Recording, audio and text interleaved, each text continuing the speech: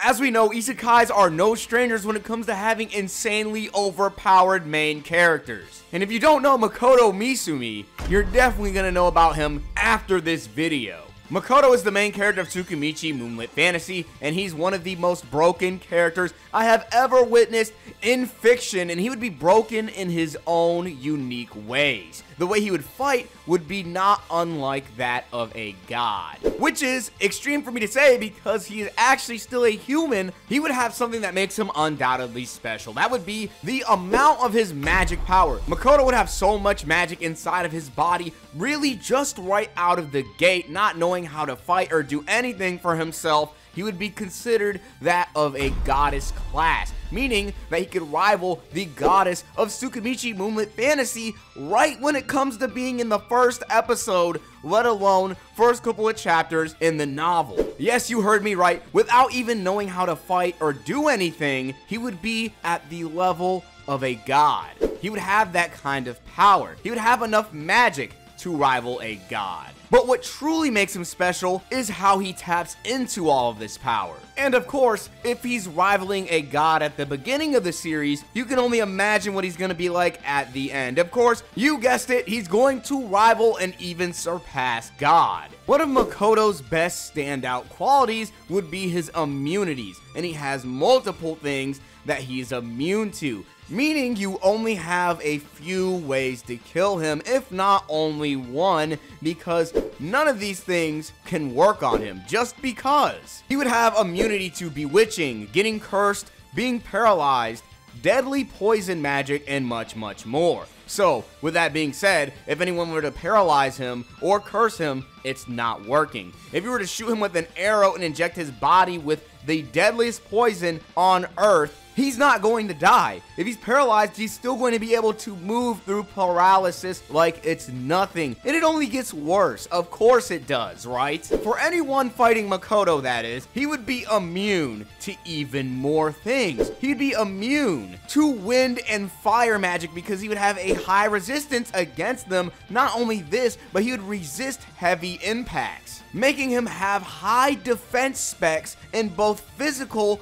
and magic attacks. Yeah, fighting Makoto is not going to be an easy task because his durability already puts him in a different league, meaning almost any kind of attack that anyone in the world in TSUKIMICHI Moonlit Fantasy would use to fight would just not even work on him. It's hard to imagine Makoto losing because with all of these specifications and resistances, he already has a clear advantage over a person he's fighting before the fight even starts. Believe it or not, we're only scratching the surface when it comes to his defensive properties. When Makoto uses mana matter or materia prima, he can increase his defense even more, although it really doesn't seem like he would even need to. Materia prima would be a move that is very specific to Makoto himself, and for good reason. He would be the only one to use materia prima, all thanks to the massive amount of mana that he has.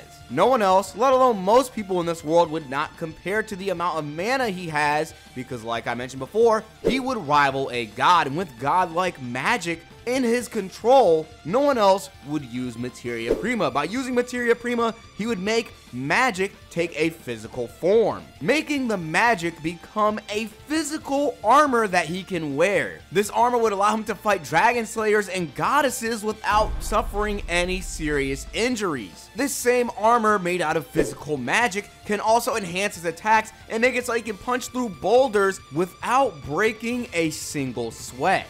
The armor's durability would be so potent that it would allow Makoto to repel balls of lava. Not even lava itself would be able to come between Makoto and this magic armor. With this armor, while facing off against these lava balls, the intensity of the armor itself would let him catch the lava and hold it in his hands, with it being compared to that of a baseball glove. Yes, he can easily turn a fight against lava into a baseball game with this armor. It's nonsensical, but that is the exact beauty of it. Not only is it gonna take a god to get past this magic armor, but if you do some way somehow get past this armor, He's resistant to fire, wind, and he has a lot of immunities, so even then, it's not going to be easy to break through any single defense that he has. That's if he lets you realize that he's using a defensive magic at all. The magic armor that he uses can be turned invisible, so no one will be able to understand why their attacks are not working on him.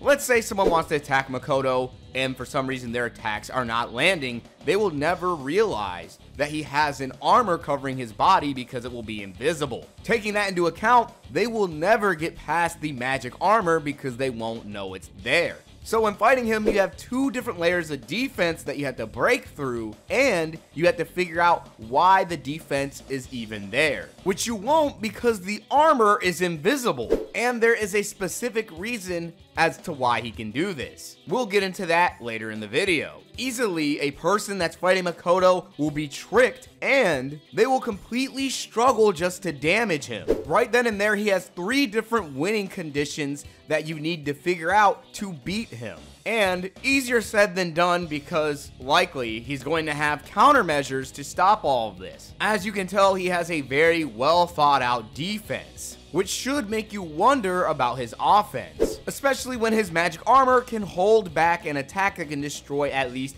half of an entire capital, and I'm sure it can defend more, considering he has goddess level magic behind it. Makoto would have the elements at his disposal, with each and every element having its own compatibility rates, which means Makoto is going to be better with some elements over others. The element that he would be the best with would be water, the next element would be dark, fire, and then finally lightning. Lightning would be the one that he would have the least compatibility with. With wind, he wouldn't have any compatibility at all. He would struggle to just create it. This elemental manipulation would tie heavily into his fighting style. Likewise, he would be most famous for his archery, creating fire arrows, water arrows, and even more. Now, if he isn't creating arrows, he can make spears that rain from the sky out of these same elements and destroy enemies. He can even charge mana into energy and fire it all off in quick succession. What makes this so amazing is that the attack would be at its maximum power and hit an opponent non-stop. Every single one of Makoto's attacks are completely relentless. To give you a better understanding, his archery would be at such a disgusting level. It would be said that he has the ability to always hit a target, and this will become a physical law or concept ability, meaning that it is a law that he will hit anything whenever he wants. If he wants to hit you with this arrow, you're just going to be hit, and that's how it works. There are no ifs, ands, or buts. If he wills it, it's going to happen because it is a law. You would need the power to warp reality in order to stop one of these arrows. That's just how powerful his accuracy really is. We're not even going to get into the attack potency of the arrow because after all, he can create craters into the ground and freeze entire armies with just one.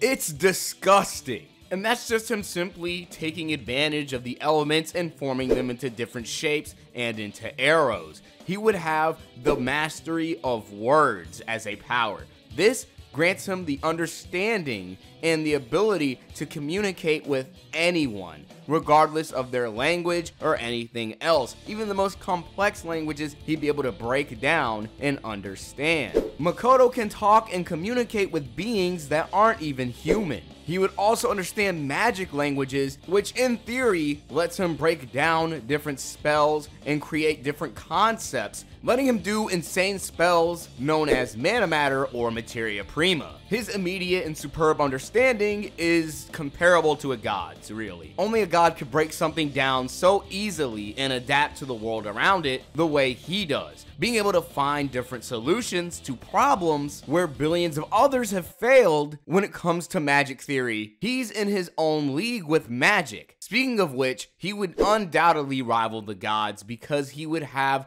the ability of creation. He's the only person capable of doing this as a human. In doing so, he would imagine giant metallic arms, creating silver arms that would hover around him to give him advantages in combat. By changing magic power into a substance, just by having the image of something in his mind, Makoto can create it and give it a form in reality. And these silver arms would be proof of that. Getting a rough idea about how strong Makoto is, it's really not hard to say that he's technically god level. And I have to admit, it's a pretty broad way of putting it, but it's really accurate to an extent. We already learned that by tapping into his mind, Makoto can create things from these images that he has. It would get even scarier to come to the realization that by using his mind even more, he would only get stronger by simply concentrating. He would concentrate so hard to a level that he would not even be conscious. The people around him would presume him to be dead. That is how deep his concentration can run. And by doing this, his magic would increase its overall capacity. In the beginning, he was already comparable to a god, but after concentrating, the amount of his magic would surpass a god just like that, causing his magic power to double. So the amount of his magic pretty early on after concentrating would be equivalent to that of 2 gods. Now if he stressed his body and his mind even further, you could only imagine just how far he could go. He would be as powerful as multiple gods, or at least have the energy to be on their same level. Also guys, since you made it this far in the video, I'd really appreciate it if you would like the video and also subscribe to this channel so that we can continue making even more content. And if you're interested in supporting us financially, you can go ahead and check out our Patreon with a link in the description and in the pinned comment below. With that being said, I really appreciate you guys for watching, and let's get on to the rest of it. Makoto would also influence subspace without even trying or thinking about it. After making a contract with Tomoe, he would influence her subspace ability. This subspace originally would be pitch black and empty. Fortunately, just by being in a contract with Tomoe, he would make this empty subspace get filled with life by creating lakes, fruit, and overall giving a subspace life. And he would do this all without realizing it. It would be unintentional, but just because he is there and he is contracted, it would happen. This subspace, no, more accurately, this world would be made in his most ideal image. Just because outside of creation and manipulating subspaces, he would still have a lot more that he can use in combat, with one of his best abilities being sakai. Sakai would create a giant field or radius that Makoto can take complete advantage of. When using this radius, his possibilities would be practically endless. Stealth, strength, healing, 9 times out of 10, if you can name it, he can do it. Sakai itself is a field that Makoto would generate, and after creating a field, his opportunities would increase to an insane degree. With the barrier of Sakai, he can simply just block everything that approaches him when it comes into contact with his Sakai. Literally, this is another line of defense. He has a defensive field, then he has defensive armor, and finally, his durability without these defenses are already insane. And as impossible as it already seemed to damage him, Sakai makes it even more difficult. It would be hard to even attack him from a distance. For example, let's say he extends his Sakai 50 kilometers away from his body. Now if you shoot at him anywhere near these 50 kilometers, the attack will be blocked. So your attack will never reach him because of the Sakai field, and if it does get through the Sakai field, it has to get through his armor and then actually damage him. And Sakai still has a lot more going for it. With his Sakai of perception, he can sense anyone and anything that is within his Sakai field. If his enemies are being covered by smoke and he can't see them, by extending his Sakai, he'll be able to know exactly where they are and what they're doing. This on top of the fact that he can shoot and hit anything that he puts his mind to. Nothing will ever avoid him, let alone stop him. He could be inside of a building and know exactly what's going on inside of a city, know exactly how many people are in it, what they're doing, and so much more just by expanding this field. It gets even more insane because Just like how he'd be able to know where everyone is, he can do the exact opposite as well by concealing his entire presence, with no one ever knowing he's even there. It even gets more creative because he can create another sakai and make it so that he can perfectly tail and spy on anyone. But get this, he doesn't really even have to move and follow anyone himself. He can lay in bed and send a sakai field to follow a person. By having the field itself follow them, he can hear everything that's going on in their entire conversation, all the while being in a building, not seeing or knowing exactly what they're doing. But he actually can know when he uses a sakai. This ability does way more than just allow him to perceive and see people. He can see an entire landmass by expanding his sakai, allowing him to see through a giant location right before he decides to explore it, seeing where all the waterfalls are, any significant landmarks, you name it. You can consider him having a built-in GPS just by concentrating with this ability. And Sakai would be capable of even more. I don't think it's crazy to say that it's one of his best tools. What he can do is make it so that no one can use magic if they step into this field. However, he as well won't be able to use magic. Any kind of condition he places on himself within the Sakai will apply to another person, because we can't make Makoto too powerful, as if that isn't already the case here. But let's say Makoto doesn't feel like dealing with anyone that has a magic spell that some way, somehow can counter him. He can turn off their magic and then fight them with his bare hands. Another property that he can use with Sakai would be healing. By applying healing on top of healing and concentrating, he can make it so that someone who has their entire legs and lower half cut down completely regenerate, preventing someone who's knocking right on death's door from dying. Anyone inside of Makoto's Sakai will get healed. This ability on its own really has boundless potential and gives Makoto way too many advantages. With the Sakai, he can do everything and know everything, see everything, defend from anything, heal anything, debuff his opponents. You just about know it already. Speaking of debuffs, he has spells that he can use accordingly to buff himself. He can use Paradise Protector for specialty enhancement, he can use Guardian for power enhancement, he can use the Sharp Blade of Determination as a status ailment nullification, meaning no one can buff or heal themselves. In a fight, he can just make it so that he can do everything that you can't do. Finally, one of his most powerful attacks would be Lunar Halo, which allows him to talk to the moon thanks to his Mastery of Words ability. Name a character that can talk to the moon, I dare you. When using Lunar Halo, he can destroy anything that comes into contact with the halos that fall from the sky, which fall at an immeasurable speed, so they're going to be impossible to dodge. He can allow them to debuff someone, buff them, heal them, or just straight up kill them. It's whatever he wants. Now, here's the biggest question of the video. How strong is Makoto? It's safe to say he is technically god level. He has the potential to be a god of the bow and arrow because it is a law to get shot by him, making it so that he will never miss anything he aims his arrow at, let alone desires it to hit. That is borderline reality manipulation no matter how you want to look at it, and he has enough energy to compete with the goddess of Tsukimichi. You really just won't have an opportunity to even damage him, and he's capable of creation. Now, he's not destroying or erasing planets, which is why I say he's technically a god, because honestly, these are godlike abilities, and to be fair, I don't see anyone actually beating him, especially if a lot of his abilities are simply at the cost of his will.